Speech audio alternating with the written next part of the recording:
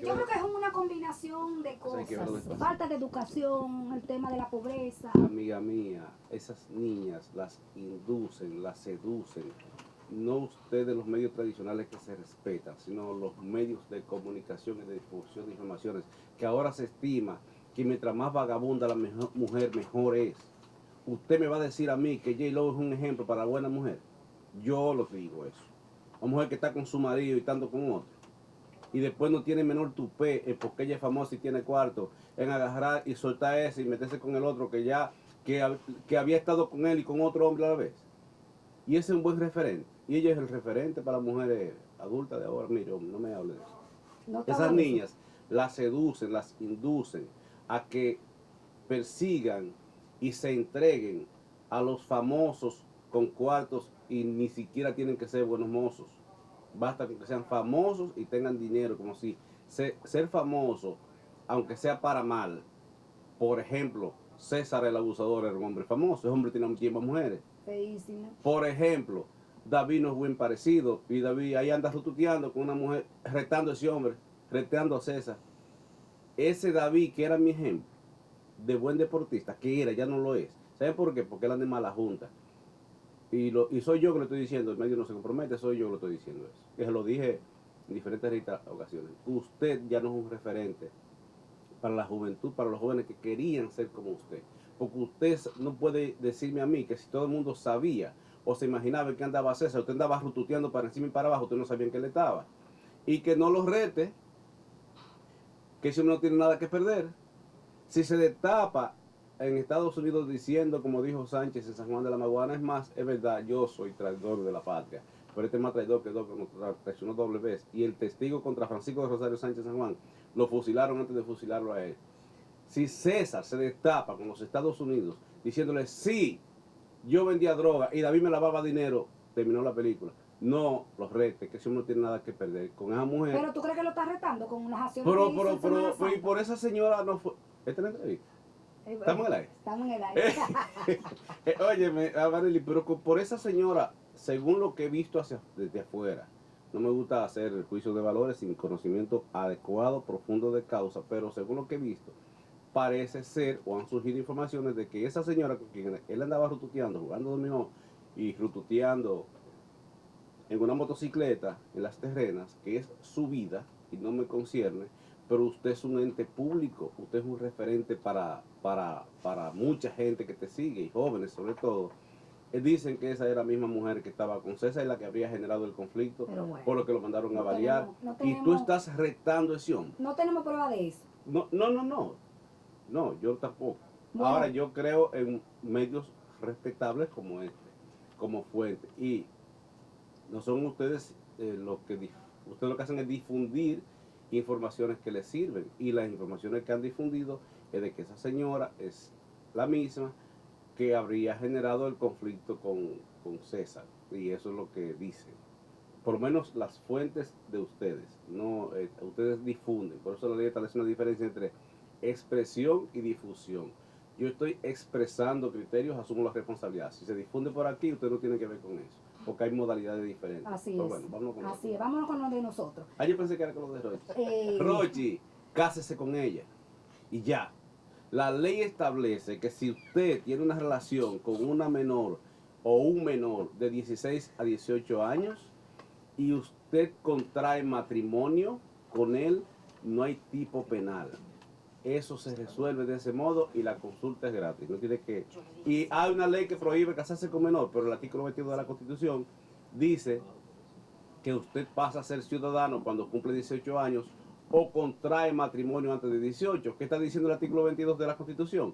Que usted se puede casar antes de los 18 años. En consecuencia, si una ley prohíbe eso, esa ley es contraria a la Constitución. Mira, tú sabes que tenemos en la línea telefónica, Cándido, a Joseph Abreu, que es el nuevo coordinador general de participación ciudadana, y ese tema que tú pones de la Constitución y el matrimonio infantil, a mí me gustaría conocer su opinión. Muy buenos días, Joseph. Muy buenos días a todos. Muchísimas gracias por la invitación. Saludos, Cándido, y saludos a todos los demás en cabina. Nuestra lucha respecto al matrimonio infantil siempre ha sido reclamar su prohibición. Como bien indica el doctor Cándido, la misma Constitución puede ser referencia que pudiera estar permitido, pero nosotros debemos, principalmente ahora que estamos abocándonos a solicitudes de cambios tanto en la Constitución, cambios institucionales, constitucionales y en las leyes, deberíamos adecuar a nuestra realidad y a nuestro reclamo de que el matrimonio infantil debe quedar totalmente prohibido y hacer todas las modificaciones del lugar para que esto quede ya establecido en cualquier ley y en cualquier disposición constitucional que haga referencia a una posibilidad de que eso sea permitido. Pero es una cosa que uno vive observando, Joseph y Cándido, en la creación de leyes que van en contradicción con la Constitución. No hay un control constitucional a la hora de la creación de nuevas normas. ¿Ustedes no han hecho alguna gestión en el Congreso para que esto no siga sucediendo? Que se emitan leyes sin el debido control. Control constitucional, porque por ejemplo, nosotros tenemos una ley recién aprobada. Perdón, buen día, hermano. Porque tenemos una ley recientemente aprobada para el tema del matrimonio infantil, que incluso fue aplaudida internacionalmente y local. Pero la Constitución lo sigue permitiendo y una ley no está por encima de la Constitución. No hay aparentemente una observación fina, detallada, minuciosa de qué establece la Constitución para tú saber si puede hacer una ley.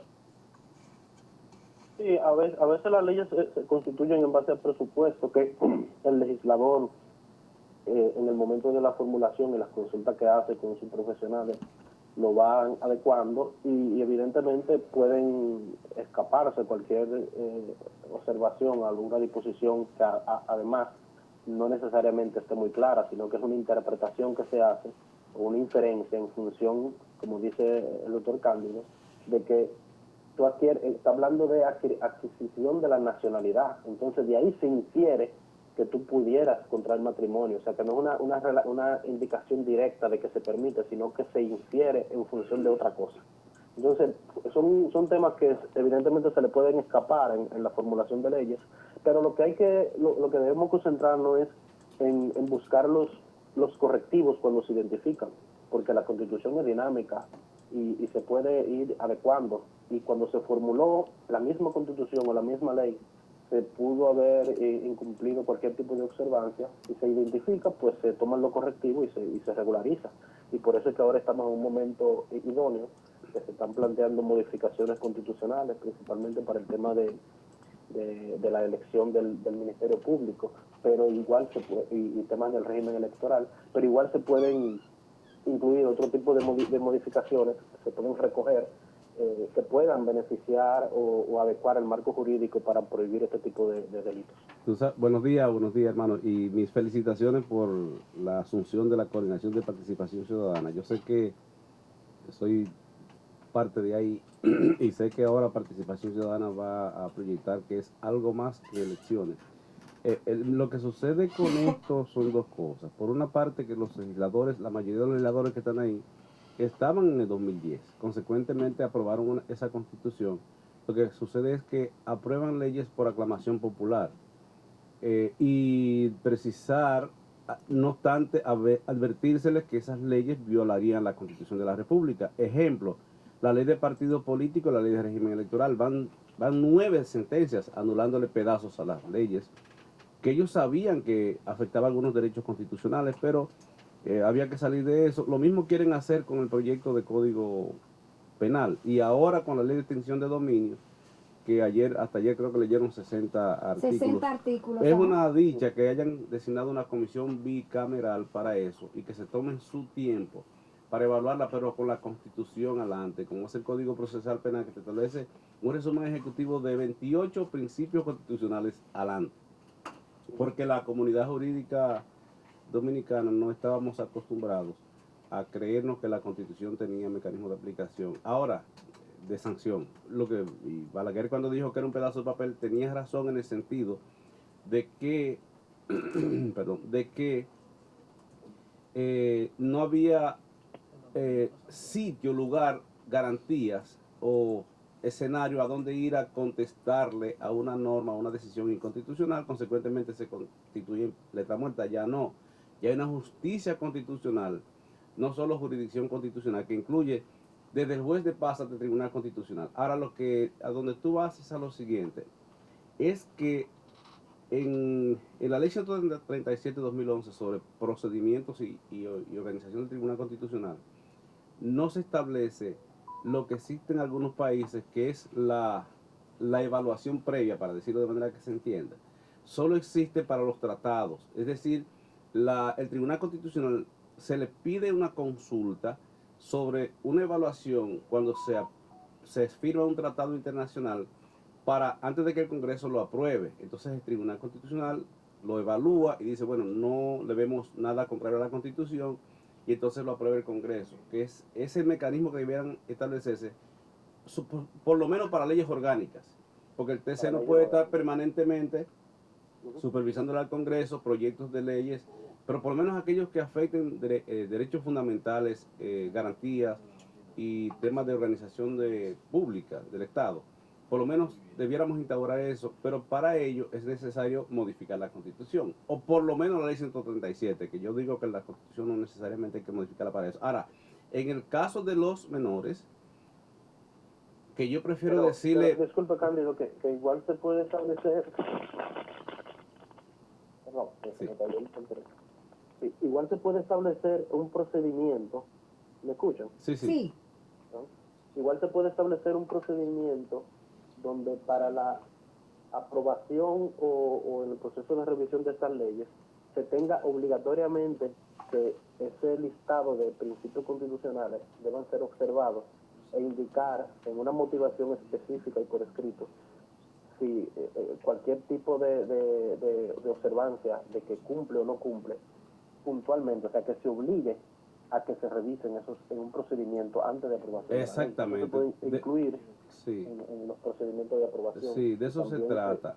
Como pasa con los tratados, por ejemplo, el Tratado de Tradición, suscrito y ratificado con los Estados Unidos, creo que en el 2015, el último tratado, creo que el otro era de 1912, algo así. Se hizo esto, y de modo que cuando se invoca violación a una norma constitucional, que puede pasar, aunque el TC haya dicho que no era inconstitucional, porque yo digo que las decisiones vinculantes son aquellas en que el tribunal dice es inconstitucional, porque eso implica que la sacó del sistema. Tú no puedes aplicar en el sistema una ley que ya se haya expulsado. Cuando dice que no lo es, sigue viva y puede otro tribunal decidir que sí lo es. Pero el punto que no sería vinculante. Ahora, el punto con esto es que, por ejemplo, en el caso de los menores de edad, yo prefiero llamarles menores de edad en vez de infantes, porque el concepto del matrimonio infantil va al criterio biológico de infante. Infantes son los niños recién nacidos, creo que hasta 3 o 4 años, dice la ciencia médica. De ahí en adelante, desde ahí hasta 12 años son niños o niñas. De 12 a 20 son adolescentes. Yo digo, la Constitución prevé que los adolescentes puedan contraer matrimonios de 16 a 18 años, porque el artículo 22, que habla del derecho de ciudadanía, que es un más allá que el derecho a elegir y ser elegible, que el derecho político. Por ejemplo, tienen derecho de petición, de actuar en justicia, mayores de 18 años, o de elegir y ser elegibles, o hasta la presidencia de la República, salvo algunas circunstancias, o aquel menor de 18 años o aquella menor de 18 años que haya contraído matrimonio por emancipación que tenga el Código Civil. Por eso dije, y atención, comparto el criterio de que las personas sin adultez, sin madurez, y eso lo dice la psiquiatría, no los abogados, ni los tribunales, ni la justicia. Si un niño o una niña o un adolescente tiene madurez, eso lo dice una evaluación psicológica y psiquiátrica, eso es de ciencia, igual que el aborto. En esos casos, yo también comparto el criterio de que no debe casarse, contraer matrimonio, porque es un tema de mucha responsabilidad. Pero además, entrénenos para ser maridos y para ser mujeres. Las iglesias, ayúdenos en eso. Les entrenan después que son marido y mujer, pero a nadie le enseñan a convivir con una persona de un sexo, de un género, de una costumbre, de un origen diferente. Eso es lo que genera en parte tanta agresión y tanta violencia por incomprensión, porque no nos enseñan, no nos entrenan previamente. Previo al matrimonio debiéramos hacer como, qué sé yo, pasantía.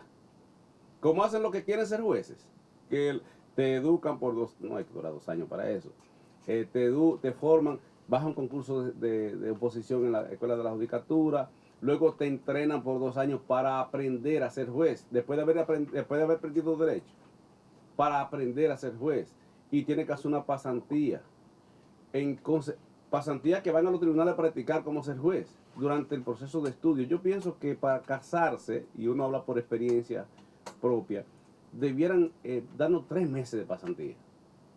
No, creo que ¿Entiendes? se tiene Sí. algún procedimiento similar cuando son Yo estoy de matrimonios acuerdo. celebrados por la iglesia, pero esa modalidad sería prácticamente Sí. impracticable. Ahora lo que Impracticable. no Lo que creo. sí se pudiera tal vez es incluir, como se ha recomendado muchas veces en el sistema educativo, una educación orientada al Claro, respeto, claro. tanto a las consideraciones, al respeto a los roles de género, al respeto a la mujer, a los Sí. niños, Y a el los Estado varones no de puede las entrar con la mujeres. misma violencia que entra el marido o la mujer, que son los dos, no No solo. se puede Deja que nada más incluir se ve en de el nosotros. sistema educativo en general, pero establecer un procedimiento sería Claro.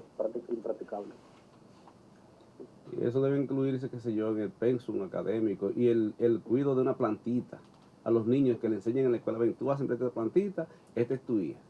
¿Sabes por qué? Y entonces explicarle por qué. Ese muchachito difícil que corte un palo después.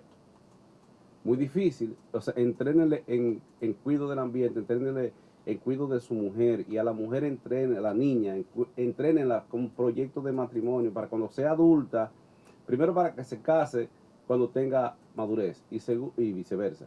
Y segundo, para que Los cuando se conceptos de case, igualdad. exacto, para que cuando se case, le trate como persona al marido y el marido a la mujer. Pero entonces el Estado lo que hace es que entra después que el hecho está realizado. Entonces resulta que nos están considerando a los hombres como si fuéramos el enemigo en la relación de pareja. Bueno, está muy bueno el tema, Cándido, Joseph. Yo sé, me alegra Pero saber que tú has hay, entrado ahí. bueno, acabo de ver en la página de Cámara de Cuentas que hay 2 nuevos informes de auditoría. ¿De qué Uno instituciones del corresponde? Óyeme, pero yo FOMPE, uno del FOMPE que le corresponde a Cándido Simón, que defiende al doctor Freddy Hidalgo, que está en el expediente, pensé que y íbamos a hablar otra también otro de este. De esto. ¿Tú también estás en los pulpos eléctricos? Rochi, casa. No, estamos Joseph, tu valoración del trabajo que está haciendo el Ministerio Público, la Cámara de Cuentas, para agilizar estos procesos y presentar documentos que puedan ser tomados como prueba. Esa oleada de informes especiales, de investigaciones especiales que ha estado dando a conocer la Cámara de Cuentas en esta semana. Sí, te Se ha digo, desbordado. apenas Nunca acaba de habían- subirlo. nunca habían trabajado tanto. Y el de este. Mientras está entrando mucha droga al país. Pero están capturando Están mucha capturando droga. mucha droga. Ahí te Pero pasamos está el entrando, balance. Ahí te pasamos el balance. Pero está entrando. ¿Dónde están Pero- los tucanos para evitar que entre la droga? Vamos ¿Dónde a está la escuchar- puerta? Te estoy Vamos- evadiendo. va- Yo sé, no le responda. Vamos a escuchar a Joseph. Bueno, el trabajo del Ministerio Público y de la Cámara de Cuentas, nosotros, de la gestión actual, nosotros lo hemos valorado como positivo, tanto en nuestro informe anual como en las diferentes intervenciones que hemos tenido. Y realmente los informes especiales que están saliendo ahora se enmarcan dentro de solicitudes que ya había hecho el Ministerio Público a lo largo de junio y noviembre del 2021, principalmente los que salieron ahora en el marco de la operación Coral 5G, que fue el caso donde en noviembre establecieron que esa estructura del caso Coral 5G, del CUSEP, era la misma aplicada en el CONANI, donde estaba la esposa de uno de los implicados, y ya el Ministerio Público solicitó a la Cámara de Cuentas ese informe especial para ya tener como elemento un informe oficial de una entidad de control público en relación a esos indicios que ya ellos tenían. Sí es bueno enmarcar aquí que los informes de la Cámara de Cuentas de cara al Ministerio Público no constituyen prueba en sí. Esto pueden constituir indicios de responsabilidad penal en el caso de una acción penal que establece el Ministerio Público. Y el Ministerio Público, en todos los casos, aun sea informe especial o auditoría ordinaria, debe acompañarlos de una investigación en el marco de de esas indicaciones que establece el informe, de esas conclusiones que establece el informe de responsabilidad. Siempre, en todos los casos, debe acompañarlo de una investigación complementaria donde se recopilen evidencias que puedan sustentar el caso adecuadamente. Pero Cándido, en términos generales sí vemos, y es evidencia total, de que ahora sí tenemos una Cámara de Cuentas que está haciendo su trabajo y un Ministerio Público que está preocupado en establecer responsabilidades adecuadamente. Y por eso es que vemos esa Cámara de Cuentas tan activa y ese Ministerio Público y esa coordinación entre esos dos órganos que es beneficioso en el marco general para el país.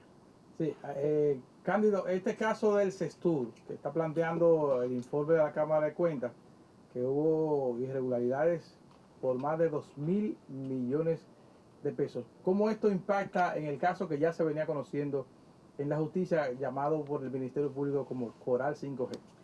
Mira, voy a tratar de ser lo más prudente posible porque decía Sun Tzu, un mongol, que son los oriundos de los chinos, que hace 2000 y pico de años escribió un libro sobre el arte de la guerra. Él decía, yo diría sobre la estrategia de guerra. Y un proceso penal es una estrategia de confrontación no bélica, pero en sede judicial. Decía él que el adversario es fácil de combatir cuando tú sabes por dónde viene. De modo que si yo digo por aquí por donde iríamos, evidentemente que el Ministerio Público, que todos escuchan este programa, sabría por dónde venimos. Por eso los ingleses, que fueron los invasores de Estados Unidos, bueno, los que llegaron a Estados Unidos, invadían las tierras de los aborígenes. Esos vaqueros que ustedes ven, compraban 2 espuelas, 2 revólveres, una carreta, un caballo, un sombrero y cogían a robarle tierra a los aborígenes, los Sioux en Estados Unidos, y los combatían porque los indios, para que se entienda, eran aborígenes, aquí no había indios. Los aborígenes venían vociferando de entrar a la loma en un caballo al pelo, montado al revés, con una flecha. Entonces, al venir vociferando, que era un mecanismo de guerra, ellos lo cazaban con el fusil, con el rifle, porque sabían por dónde venía. La historia no la contaron naturalmente los ingleses, por eso los vaqueros son los buenos y los indios son los malos, pero era al revés. Lo que importa es, parece el tema de Rusia. Lo que importa con esto es lo siguiente, mira. Primero, a esa señora, la esposa de Rubiú, no pueden acusarla de ser esposa de Rubiú, porque eso no es un tipo penal. Bueno, hay que esperar a ver qué va a pasar ahora a partir de hay que esperar, de la auditoría. pero voy a adelantarle lo siguiente. ¿Autoría de qué? ¿De qué tiempo? Si ya duró apenas como 2 meses de ese tiempo. Bueno, de ese tiempo. 3 meses. Aproximadamente, 2 meses y pico. Fue lo que duró ahí, en el proceso de transición. Me pregunto, en una entidad que se supone que ya el presupuesto estaba agotado porque era el último periodo del presidente Danilo Medina, me pregunto si había dinero para robar. Pero vamos a dejarlo así. La pregunta es que de qué que la han estado acusando a ella, de ser esposa de Rubiú. Bueno, pues sí, es su esposa, única esposa, con únicos hijos que él tiene. Y eso no puede ser valorado como pecaminoso. El señalamiento que le hacen a esa señora, y no tengo calidad para hablar por ella porque no soy abogado de ella, por lo menos en la imputación inicial, era de que de ASA estuvo laborando ahí o asesorándola durante esos 3 meses. Pues entonces de ASA asesoró las Fuerzas Armadas, asesoró la Policía Nacional, asesoró varias entidades públicas. Consecuentemente, a todos aquellos que él asesoró van a procesarlo porque él lo asesoró. Eso es un tema. Porque el tipo parece que es técnicamente muy bueno en temas de contabilidad y esas cosas. Además de otros menesteres que Alejandro Girón, el héroe de la patria nueva y eterna, debe sustituir la imagen de Juan Pablo Duarte en las Fuerzas Armadas y ponerlo a él. Porque lo están cargando. Con la observación, el que traiciona, el que se devuelve. Lo dejo hasta ahí. Y se le devuelven en medio del letrado, usted verá. Pero no importa eso. El punto es porque Alejandro Girón lo dice. En esas auditorías, y no puedo entrar en muchos contenidos, le voy a adelantar lo siguiente sobre Freddy Hidalgo, que es del otro proceso, no del caso Coral, de antipulpo. ¿Saben una cosa? Ya el Ministerio Público presentó imputación en ese proceso. ¿Saben qué? No le están acusando de haberse robado nada. No le están acusando de lavado de activos. Entonces, si Freddy Hidalgo robó, entonces robó para otro. Pues es verdad que es un tonto útil, como dijo Alejandro Vargas, porque no le presentaron acusación de lavado de activos. Se estima que si tú te robas unos cuartos, una entidad pública, ¿Será Freddy entonces lo que incurrió en inobservancia en los procesos administrativos en cuyo caso, para favorecer a Alexis? si fuere así, habría un componente de complicidad, no está acusado de complicidad. Ahora, si fuere así, entonces habría una violación de la ley 346, qué sé yo, de la ley de compra y contrataciones. Esa ley no tiene tipo penal. Sería una sanción administrativa. Pero en el caso de Freddy, que sí puedo referirme a él, en el caso de Freddy no hay un señalamiento de lavado de activos. Consecuentemente, si robó o facilitó que otros robaran, no robó él, ni para él. Ese es un tema. Porque todo lo que tenía y todo lo que tiene lo adquirió antes de esa función y tuvo otras funciones públicas. Incluso mantiene una función pública en el hospital que todavía Y en el está. caso del general Torres ¿Y trabaja, don Freddy, o está preso domiciliario? Él está en arresto domiciliario con facilidad de salir a 500 metros, por lo cual está trabajando, porque él dijo, yo estoy avergonzado, la mujer me está manteniendo. Y yo soy un hombre del campo, el hombre del campo no permite que la mujer lo mantenga. Él le provee. Y el hospital está cerca, sí, está en el mismo Fantino. Pero además él ya da consulta, pero no podía dar en la casa por el tema de la pandemia. O sea, él está laborando, le permitieron durante unos días determinados salir a 500 metros de su casa y lo está haciendo con tranquilidad. En el caso de Torres Review, esta auditoría del CESTUR que habla de irregularidades, sigue. Que habla de irregularidades, por ejemplo, dice que hubo pagos a empresas intermediarias que no era el beneficiario final. En otro ítem dice que hubo pago por 473 millones con procedimientos irregulares. Por ejemplo, hacían creer como que de urgencia y no era de urgencia nada. O sea, había como interés de beneficiar a empresas particulares. Déjame cerrar brevemente, muy brevemente, con el tema de Freddy, para no mezclar, porque son temas diferentes. Déjeme decir, uno de los señalamientos que le hacen a él es de que supuestamente habría generado el transfer de los 52 hospitales que estaban remodelando a nivel nacional del ministerio a la OISOE. Pues déjeme decirle, quien hizo eso fue Tata Marcelino, no él, porque fue destituido en el 2014. Y después de sustituido, entonces doña Tata, que me dicen que está muy enferma, que Dios la cubre, fue la que ejecutó eso, no fue él. Se sigue. Bien, lo digo. Ese es Tati Guzmán Marcelino. Tati Guzmán Marcelino, pero con respeto de ella lo digo. De hecho, yo era del criterio que debíamos presentarla como testigo a descargo a ella. Pero Freddy, que es un tipo de mucha nobleza, se enteró que ella está en condición, parece, de salud muy delicada. Y Freddy dijo, no hagamos eso. Ese es el Freddy Hidalgo. Pero bien, esos dos temas nada más con Freddy. Uno, que no está imputado de lavado de activos. Y dos, que quien ejecutó la transferencia de los hospitales a OISOE no fue él. Y ya veremos entonces cómo... Robiu. Con el tema de Robiu, nosotros estamos analizando la auditoría y además de eso nosotros no somos técnicos en ese tema, consecuentemente sería una osadía mía entrar en valoraciones.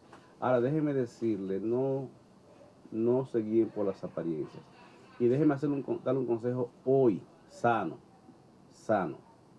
al Ministerio Público, porque yo también tengo una alta valoración de Miriam, aunque sostengo que ella no dirige esa procuraduría, porque no tiene condiciones ya físicas para dirigirla. Miriam es un referente, un símbolo, que ojalá salga bien de ahí, todos apostamos a eso, como su historia lo dice, ojalá que salga bien de ahí.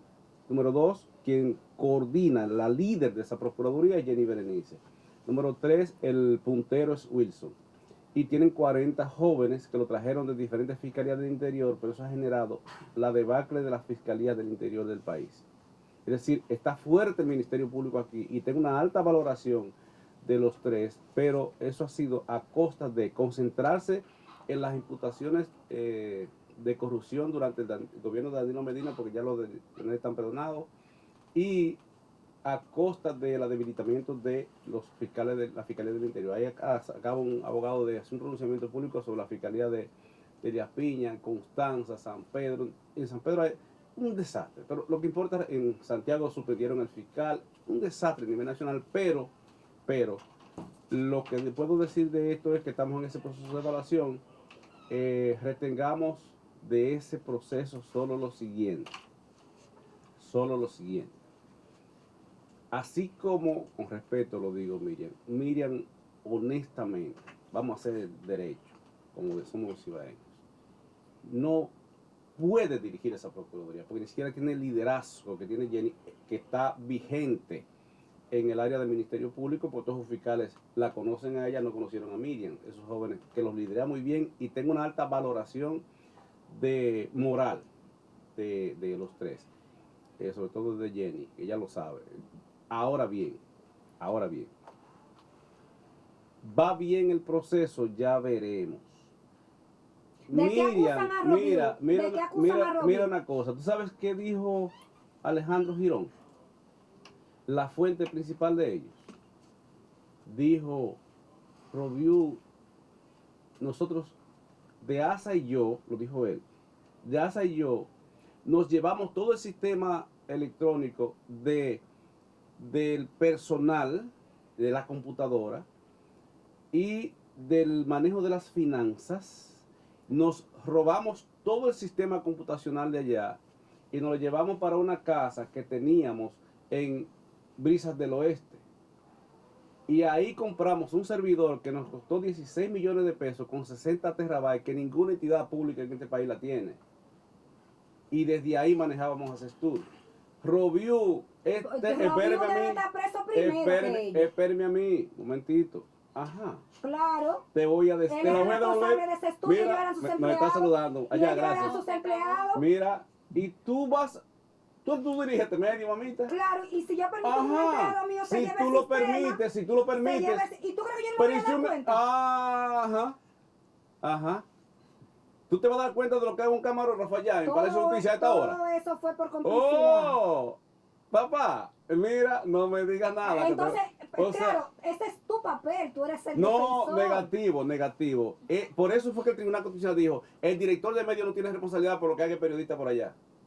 ¿Entendiste? Ahora, este o sea, informe, ¿por qué? Porque la responsabilidad es personal en materia penal. Este informe de la auditoría especial. Tú no puedes responder. Si tú descubres que alguien está haciendo algo malo, por ejemplo, que alguien esté, no es el caso, aquí eso no se hace, que alguien me esté cobrando a mí para esta entrevista que va a coger mucho view, ¿verdad? Pues yo soy abogado. Que de hecho, deje caer algo. Yo soy abogado. Deje caer algo. Mira, no, aquí no hacen eso. Supón tú que alguien me estuviese cobrando, como dijo un excelente algo así, que pésimo abogado, que le cobraba muchísimo cuarto en un medio, que no es aquí, y no lo entrevistan por eso. Era mentira, le sacaba dinero a los clientes, Punta de Rusia.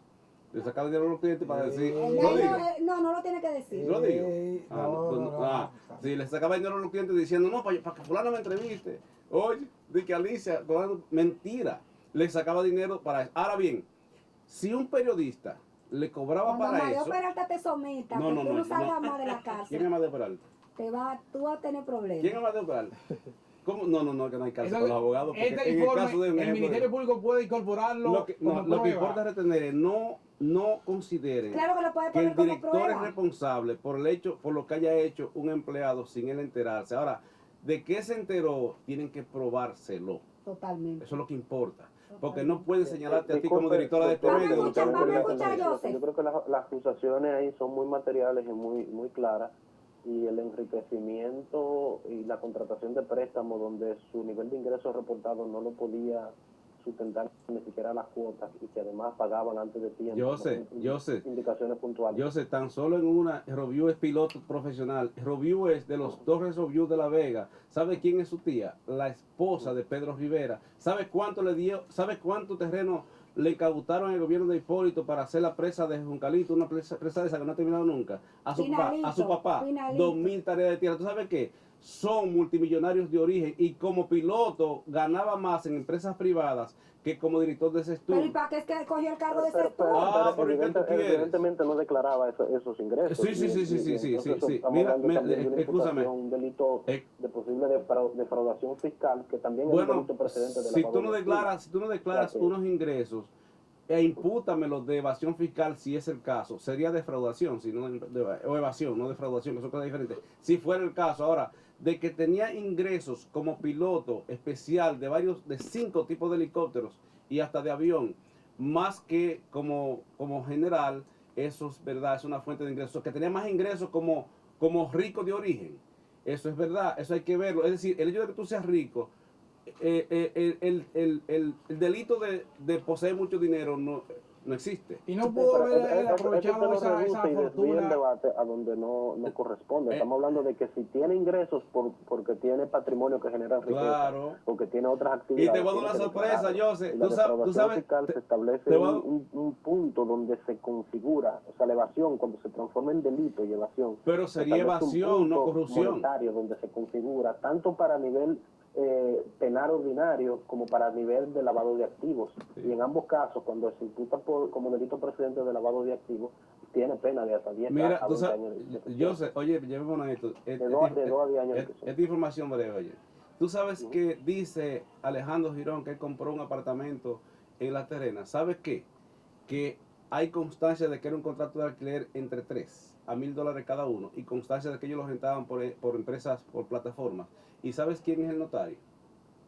Que ¿Quién no es? se presta pendejada. ¿Quién? El que firma, el notario, El que notario firma el firma, contrato. te lo voy a decir, notario que firma el contrato de alquiler entre Robiú y la pastora es un activista de la entidad más respetada en este país de los derechos humanos, de cuyo nombre no me voy a recordar, y no me lo diga porque no hay por qué Bueno. mencionarlo aquí porque se va a malinterpretar. Eh, Para que te lo sepas, ese no se presta a Pero él no es vagabundería. notario de Samaná, él es notario aquí. Lo que pasa es que era desde aquí que operaba La empresa de la empresa, pastora. sí. Ya, bueno.